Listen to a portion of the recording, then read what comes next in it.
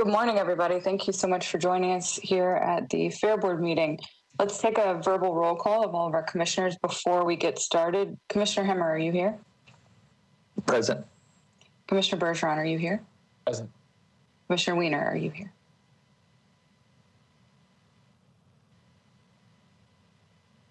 I see you on the call.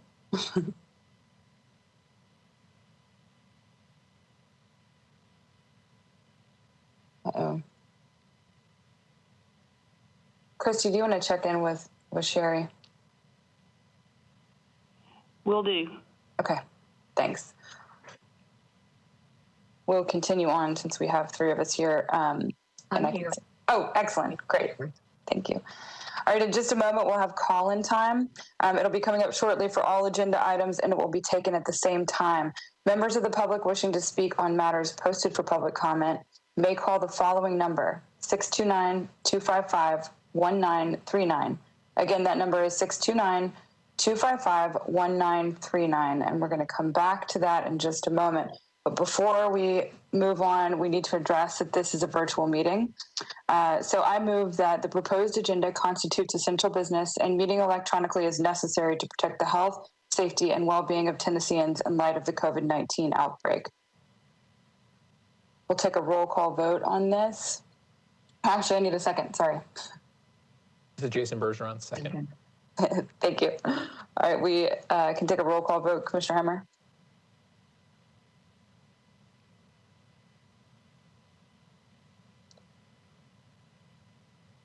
Commissioner Hemmer, aye. Commissioner Bergeron? Commissioner Bergeron, yes. Commissioner Weiner? Commissioner Weiner, yes. And I, Commissioner McAnally, am yes as well. That being said, before we move on, I just want to say I'm really bad at this, so I have to remind myself, but just because we are virtual, if we can all identify ourselves as we're moving through the meeting, that would be very helpful. Okay, great. So we'll call the meeting to order now. Welcome to the December 2020 Fair Board meeting. Going to start with our legal notice as per usual.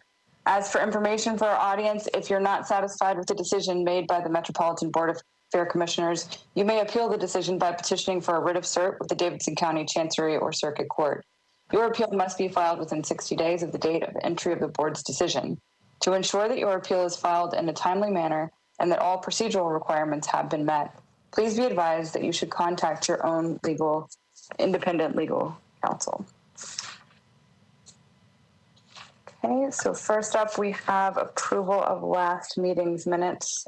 Those have been circulated to the board. I'll give everybody a chance to look those over and let me know if there is a motion.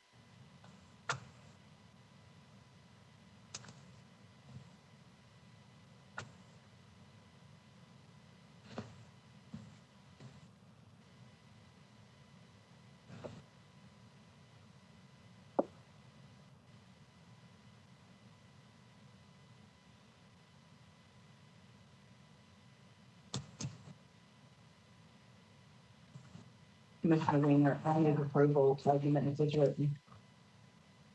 Commissioner Hemmer, second the motion. All right, great. Do we have any discussion there? If not, we'll do a roll call vote. Commissioner Hemmer? Commissioner Hemmer, aye. Commissioner Bergeron? Commissioner Bergeron, aye. Commissioner Weiner? Commissioner Weiner, aye. And Commissioner McAnally is aye as well. Moving on to public comment time. I'm going to read that phone number again in case anyone missed it. If you'd like to make a comment, please call us at 629-255-1939. Now we will open up the floor for public comment. Christy, do we have anyone on the line? Chairman McAnally, we have no calls. Okay. Commissioner McAnally, this is Laura Womack. I will draw your attention in your packets to some written comments that we received from a neighbor, and I wanted to make sure, per his request, to add those so that you are all aware of some neighborhood concerns about impact to the neighborhood from events. Just to follow up on that initial email we received. I've been in contact with him and had a good conversation. We do feel that this could be at least a start to reforming the Neighborhood Impact Advisory Committee. As you know, that kind of folded about a year ago when the original members stepped down after a long time of service. So we've been looking, along with Councilman Sledge, to find a way to re-implement that group. And I think that this may be a good start to that. So we're going to remain in contact with Mr. Martin. And I think that that would be a benefit as we especially continue on towards 2022 when the stadium opens and the mixed use, because obviously we're going to have to continue to be very communicative and responsive to the neighborhood as we add uses and expand our offerings. Thank you, Laura, and thank you to Mr. Martin for reaching out to us, and we look forward to further engagement there. Christy, anyone on the line now? No callers. Okay, great. We will now close the floor for public comment. First up, we have... I'm sorry, it's Laura Womack. I think Alex may have his hand up. Oh, I'm sorry. Alex. Good morning. This is Alex Dickerson, Metro Legal. First of all, I want to compliment the board on how you all are doing as far as identifying yourself. That is a requirement of the new executive order that essentially that anyone who's observing the meeting must be able to reasonably identify each other. So I just want to say that in terms of if you're called on by your commissioner name, you don't have to reestablish your name. So if you say Commissioner Hemmer, he doesn't have to say Commissioner Hemmer, I. He can just say I. It's just a contextual thing that if for some reason you interject into something where your name hasn't been called, that's where it's important to identify yourself. Just want to clarify that. Thank you, Mr. Dickerson. That's helpful. All right, first up, we're going to move on to the financial report from Cetrice. Good morning, everyone.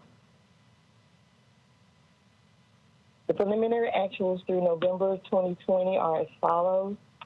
Revenues through November are $82,400.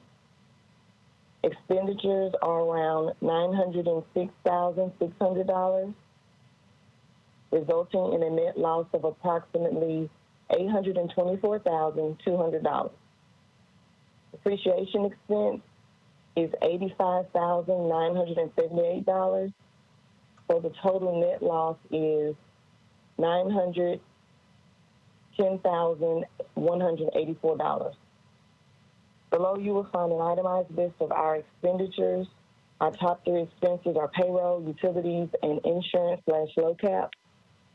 Payroll expense is approximately $472,200, which is 52% of our total expenses. Utility expense is $170,132, which is 19%. Insurance, permits, and low cap expense is $162,585, which is 18% of our total expenses. I would also like to mention again that last fiscal year's books have not yet officially closed, and Metro has until December 31st to publish the financial statements. Once the books have closed officially, I will provide the board with an updated financial report of last fiscal year. This concludes the financial report. Are there any questions? Yeah, I have a quick question, Cetrice. Well, if those financials are published by the end of the year, should we expect an overview in January or February? Would you think? I would say in January. Okay. This is Commissioner Hammer.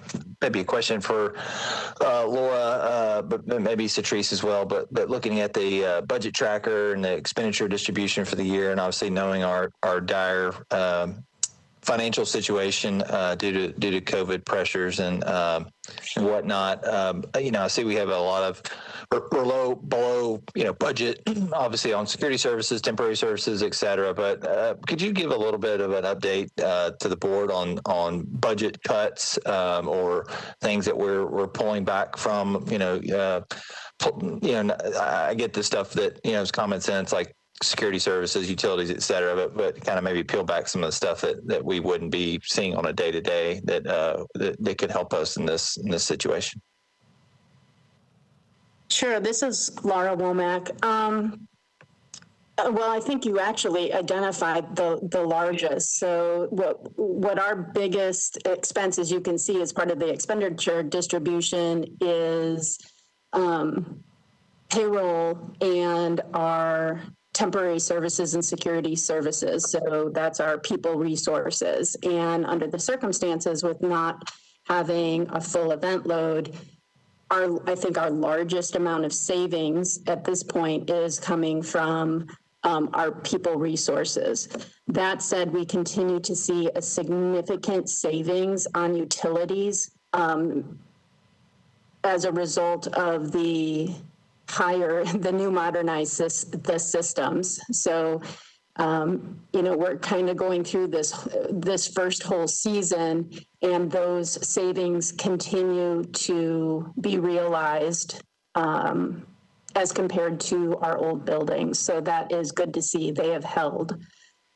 Otherwise, there are certainly certain expenditures that stay the same. So, depreciation, while a little bit different with our new buildings, but our insurance and low cap and things like that, our IT services, those remain a constant, and those don't decrease just because we are not having events. So you kind of hit it on the head when you identified those things that we're saving on. Obviously, supplies and some certain maintenance is not as high as it normally would be in the event that we were fully open for business.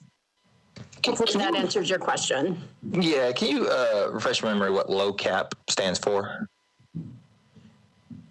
Sure. So those are like internal service charges, but Cetrice, I'm sure will be able to explain that much better and much better than I can. LOCAP stands for Local Cost Allocation Plan. The best way to describe it is our centralized services that we have to pay for, such as like finance services, HR services, ITS, general services.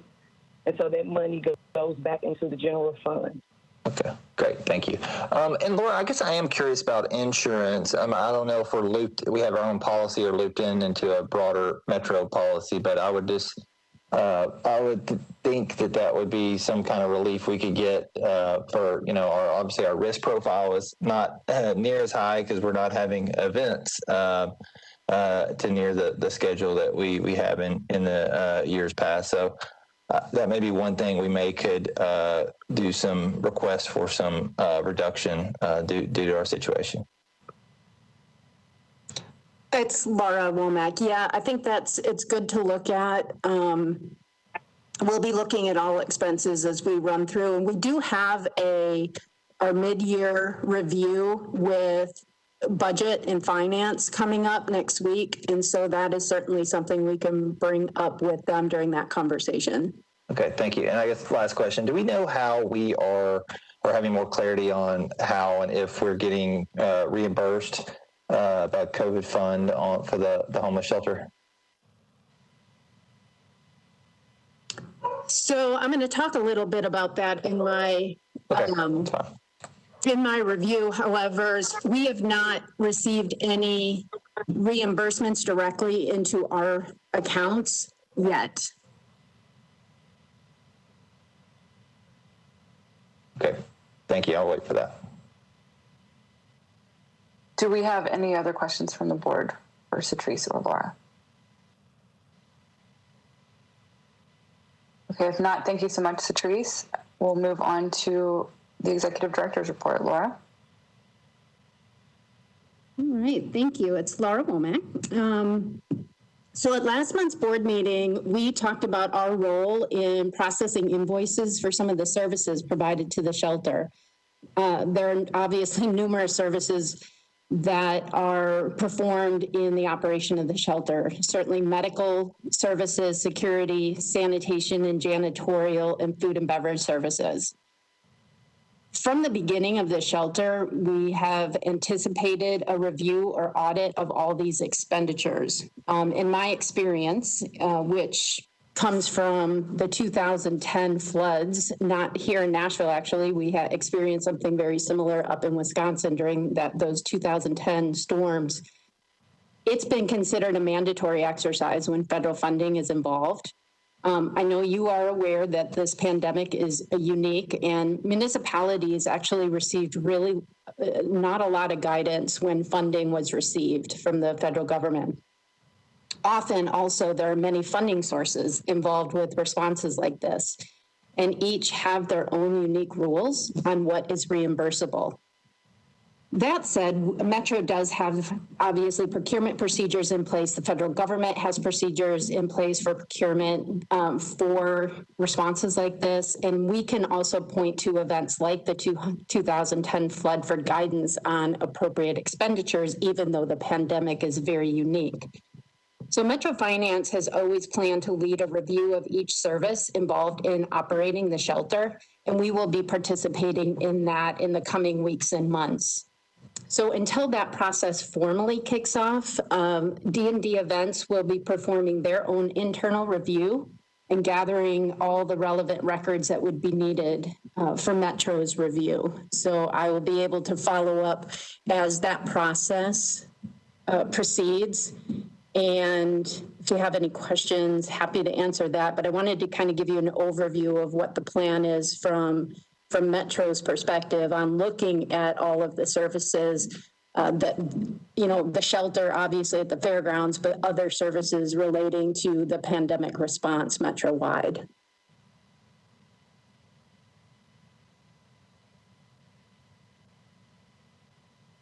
Great. And before we take questions for that, when we're still on your report, can you give us an update on how the, I believe the cold weather shelter was initiated. Can you give us an update on how that went? Sure. So we've had several, it's Laura Womack again. We've had several days now that have qualified to be, to receive overflow for cold weather. So currently the temperature that Metro has established to open cold weather shelters is 28 degrees. And that happened, gosh, I don't have my dates with me, but that's happened 2 or 3 times already. So what we had done is set up a separate facility within Expo 2 that is designated for cold weather and pets. So again, I believe we've done it 2 nights so far, and my understanding is that it went very well. The first night we had about 54 individuals, and I believe the second night it was larger than that. I don't want to quote a number. I can't recall it off the top of my head, but it was a larger, as the word gets out, we have more participation at the cold weather overflow. And that is also operated by social services. Thank you, Laura. Do we have any questions from the board?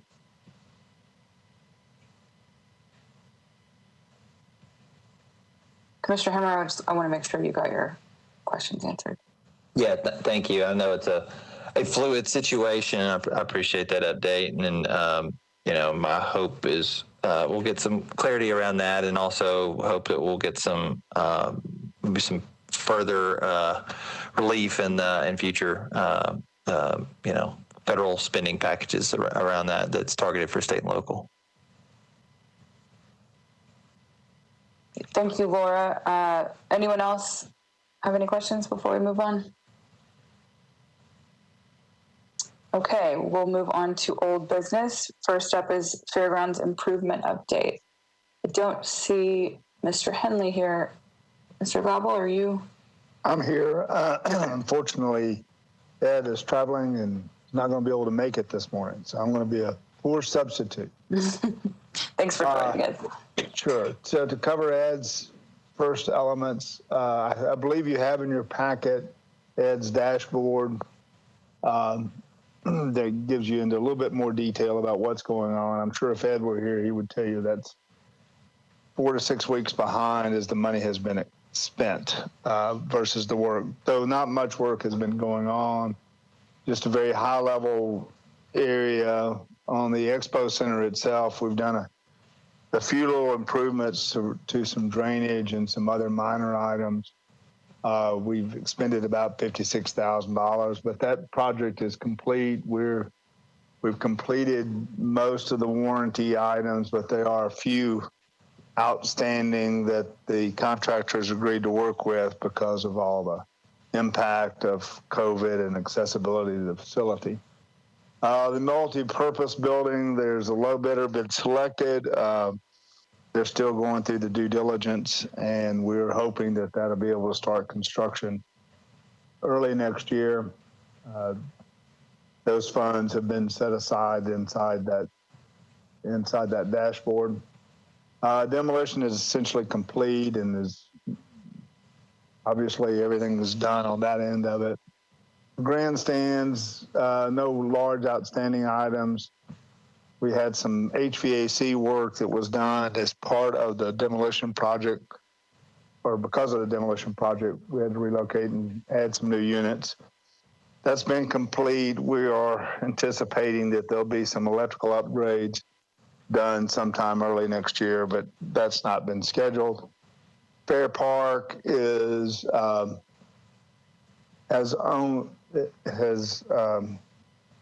again been completed. There's a few planting issues and a few other things that need to be done before it's closed out. So essentially, that's the overview of those projects. I'll go ahead and just touch on infrastructure, which is a Sports Authority project. The contractor has been selected. The design, the construction documents are 95% complete. We're in the process of vetting those elements and getting pricing, and that's going to be not wrapping up. It's going to be gearing up the 1st of January, or early January, and we're in the permitting phase as well. So that's the infrastructure project. So, do I have any questions on those areas, or anything else I can answer?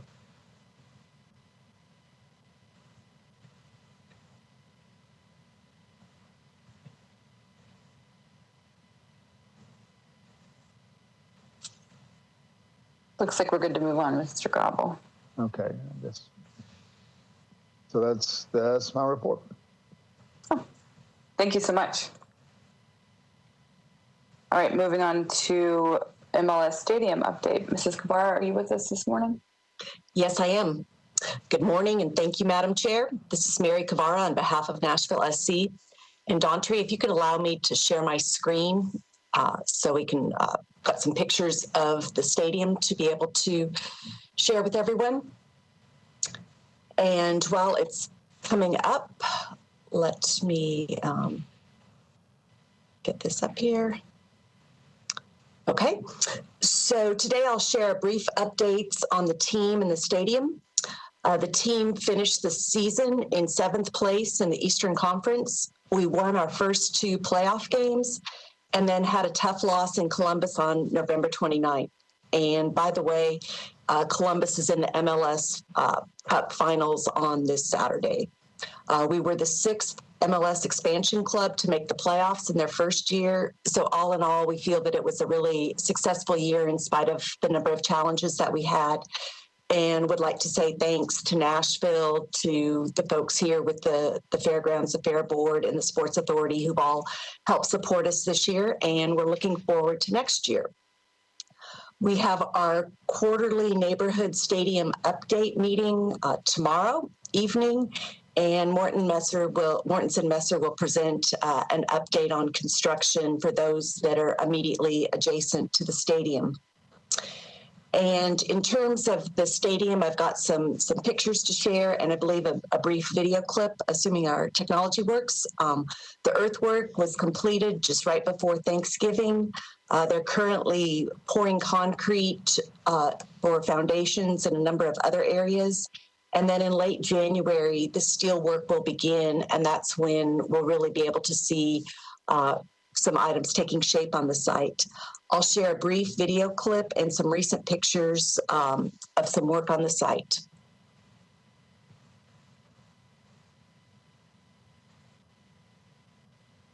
And so this was a drone video that was shot, I believe, last week. And if you look toward, this is going to be my left, but where you see kind of the yellow equipment, the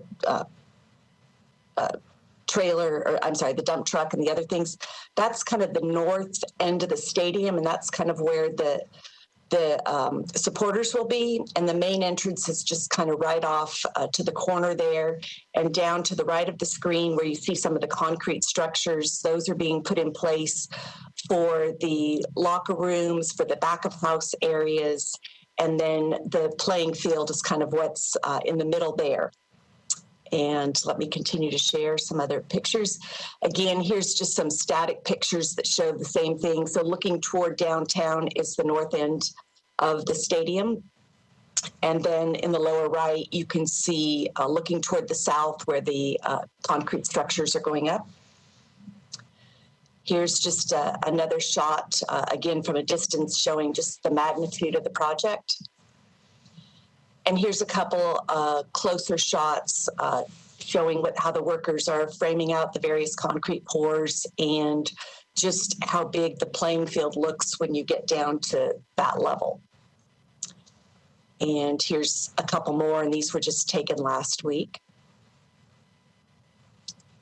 And I will stop sharing my screen.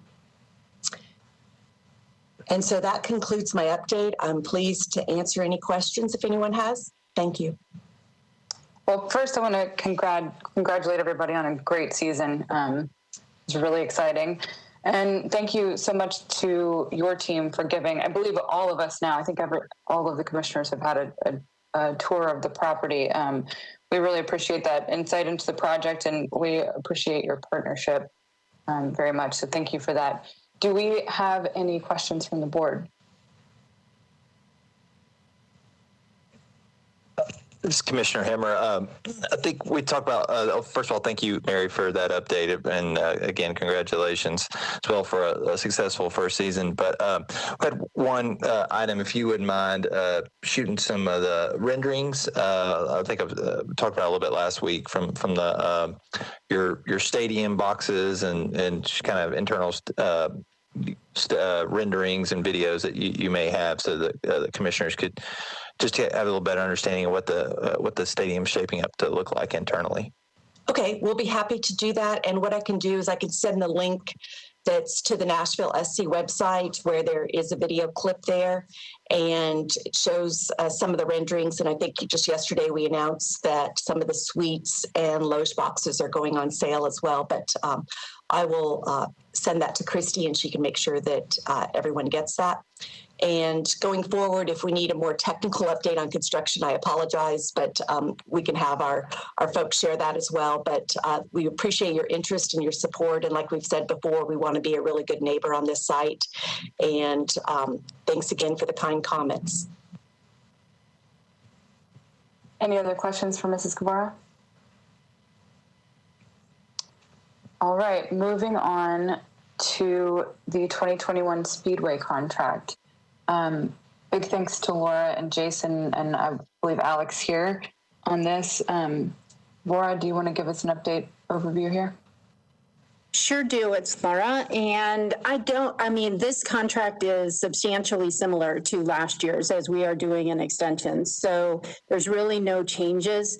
I will point out that this is a draft, and I do know that there is probably going to be a few minor changes, and there are some dates that need to be updated. So if in your motion to approve, which I absolutely recommend approval of this, if you could allow some flexibility in making some non-substantive changes as well as some dates, I would appreciate that, so that we don't have to come back to the board just to make any date modifications. I think we're there with the dates. I think we were just waiting, and I got that this morning from Bob to for the schedule for 2021.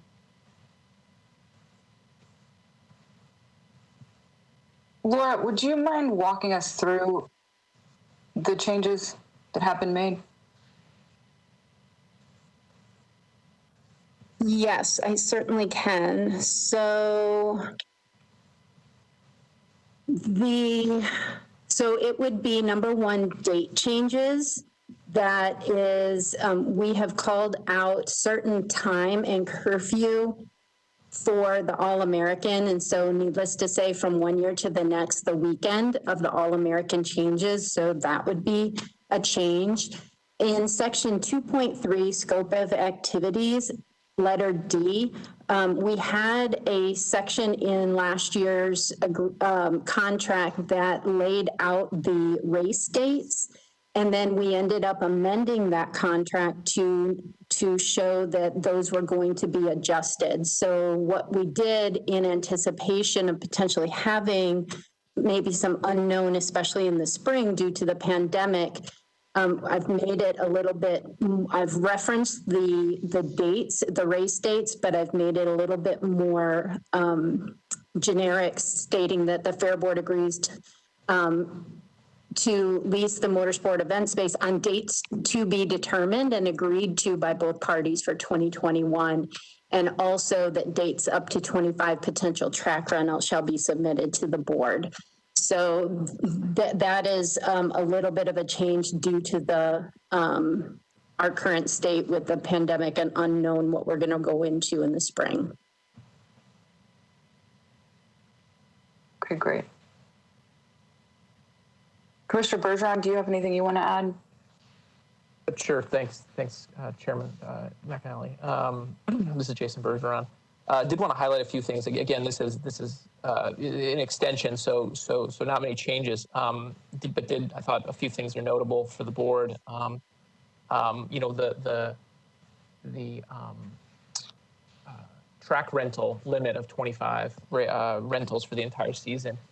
As the board may remember, the first time we'd really gotten to a substantial kind of limit and concept was last year, which was probably a 50% or more decrease from some of the prior contracts of track rentals. And I just wanted to report that I've received a really substantial positive feedback at that change, especially with everybody being home more than ever this past year.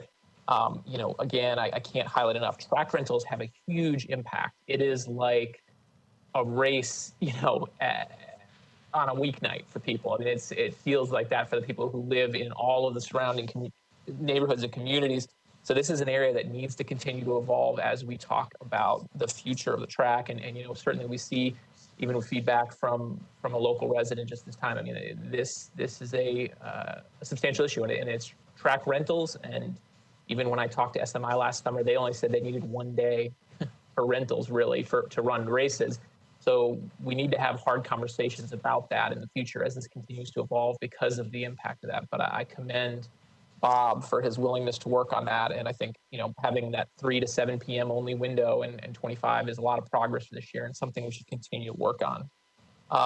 The muffler provisions were in the last contract. Of course, this past season was a bit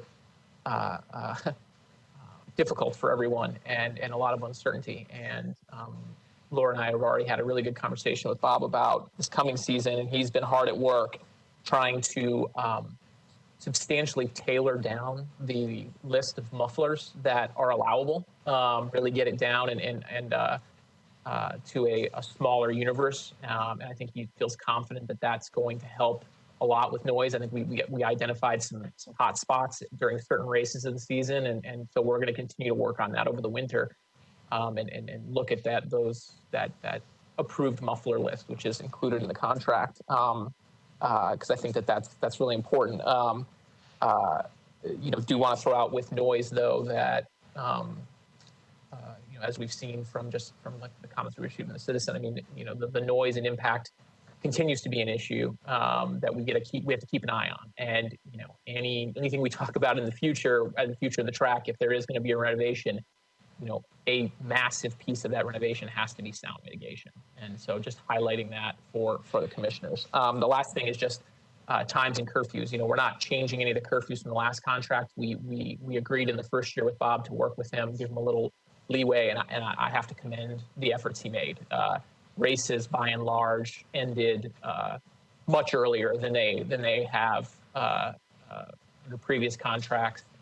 So Bob really came through, and I know him and Randy work hard to run a tight ship because it's good for them too. It's a better show, but they are ending a lot earlier, and I hope they continue to accomplish that because that helps a lot too by ending the races much earlier than previously, and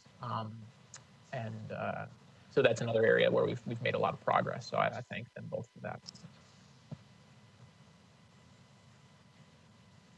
Thank you very much for that overview, Commissioner Bergeron. Do we have any questions from Commissioner Hemmer or Commissioner Weiner? This is Commissioner Weiner. I do have a question, if you don't mind. Insofar as approving an incomplete draft, I have a little heartburn about that.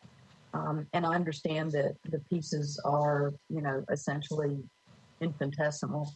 However, would it be possible for either to delay this until it's complete, or if we go ahead and approve this, will the board be provided with the final copy? I can answer that. It's Laura Womack. Yes, absolutely. Like I said, they are dates, making sure all the dates are appropriate based on the final schedule submitted by Bob, which again, I believe I received this morning, just confirming what those dates were. But yes, I am happy to send a final draft to the board so you can see those dates. This Commissioner Weiner again. Thank you, Laura. That makes me feel a little bit better. Thanks.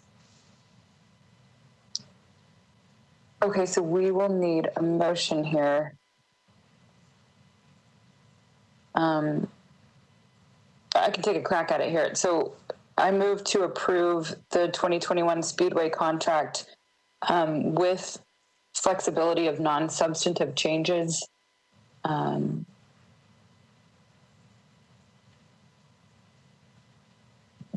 Under Mrs. Womack's guidance.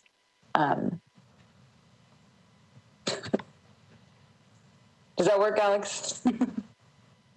Go ahead and, this is Alex Dickerson. Go ahead and include the dates will be included in there. That's arguably a substantive change, but that's kind of what we're aiming at. Okay, cool. Well, then I move to approve with some flexibility to amend dates to the contract. Second, Commissioner Hemmer. Great. Any discussion? Okay, let's take a roll call vote. Commissioner Hemmer? Aye. Commissioner Bergeron? Aye. Commissioner Weiner? Aye. Commissioner McAnally, I'm an aye as well. Okay, I think that's it for the Speedway contract. Thank you to all for working hard on that. Moving on to event update. Laura?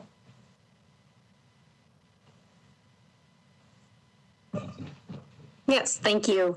Well, I know Scott Wallace is on the call. He will be able to give you an update on the Jingle Beats. But I do want to, reference Mr. Martin's email again at this point and just say that the promoters who are responsible for putting on Jingle Beats have been incredibly responsive to the neighborhood's concerns. And over the last couple of days, as we adjust sound levels and such, the bass has been a little bit high, and they've always been very responsive and want to make sure that they, provide an opportunity for people safely to get out of their homes and to see this light show. But understanding that they are here for 30 days and they want to minimize that impact. So we will continue to reach out to the neighbors and also Councilmember Sledge, just to make sure that there is no further community impact. And certainly we will mitigate anything that is causing any challenges right away. So I will turn it over to Scott and he can give you his take on that event moving forward. Thank you, Lord. This is Scott Wallace. And again, the event, I think Commissioner Hemmer texted me this morning and said he has attended. I attended it. It's a well-run event. The promoters are outstanding in making sure that they have tried to keep the noise level down. They understand the neighbors. Again, they've been here since they were here in September, so they understand that portion. But it's a great event. Hope that everyone can go out and see it. It just makes the fairgrounds look festive and welcoming, and they're already asking for dates for next year. I wanted to also to Commissioner Bergeron's point about Bob. Bob has already reached out to me for corporate events to be more involved next year in the races, as far as making sure that we have done some things as far as the neighbors are concerned to help out with that. So his diligence in that is really appreciated. Wanted to just update you on some events for next year. Outdoors, of course, because of the fact that we can't be indoors in the first part of the year. We're working on a drive-in movie series in the early part of 2021. Also, we're working on convincing some events to go outside. Some events have been working on that, and they've decided not to and just cancel. We do have a truck show, and we grabbed a March of Dimes event in May, which is going to be a big thing for us. That's a worldwide organization like that. We're able to get that event down. It's going to be in May. Just so everyone understands that the first 3 months we're working hard, because the first 3 months is our highest volume of events for the year. And so we understand that, we need to work hard to try to make sure that we make at least a portion of that money up, and we're working on that. Some events that are trying to go from inside to outside of the log home event, RV show, this event called Woody Fest. And in June, we're already doing a lot to make sure that we fill those events up once we are able to get back inside. Thank you once again, and if you have any questions, I'll take them right now. I'd like to add that this is Commissioner McAnally, that I went to the Jingle Beat event this weekend, and I highly recommend it. It is, it's putting a lot of people whose jobs have been affected back to work, and it's also great for putting you in the holiday spirit. So thank you to everyone for all of the hard work there. And it is a great COVID-safe option for events around the holidays.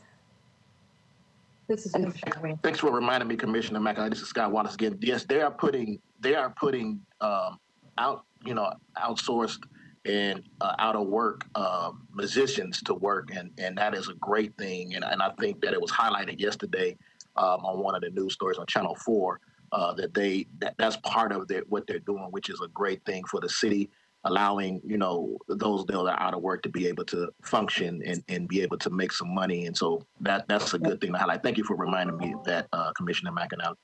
Absolutely. Commissioner Weiner? Yeah, I'm trying to mute and unmute. I'm sorry. This is Commissioner Weiner. So, Scott, I have to tell you that I took my grandson's Sunday evening, and I was so delighted to see that the folks that were working the event were dancing to the music. They were having so much fun themselves. And I would love to see us be able to do more of these things to continue to lift everybody's spirits. And I can't thank you guys enough for doing this and then proceeding with the open air events come next year. I just think it's a real shot in the arm.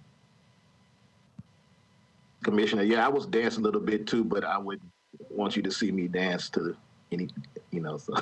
But I thank you for that. We definitely will work hard on trying to get events to make us, be relevant outdoors.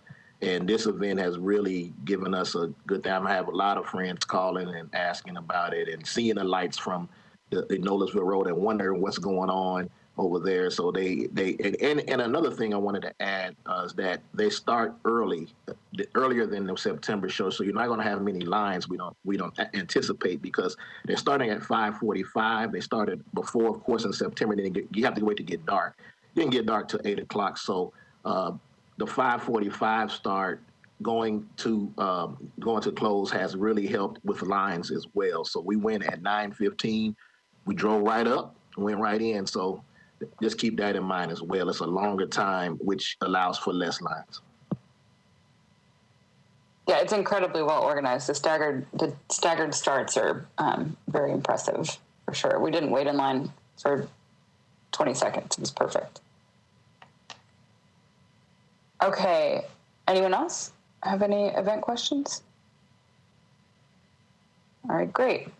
That looks like we have completed everything today. Do we have a motion to adjourn? Commissioner Hemmer, motion to adjourn. Commissioner Bergeron, second. Great, let's take a roll call vote. Commissioner Hemmer? Aye. Commissioner Bergeron? Aye. Commissioner Weiner? Aye. And I, Commissioner McAnally, am an aye as well. I hope everyone has a healthy and happy holiday season, and we will see you all next year. Thanks so much. Thanks.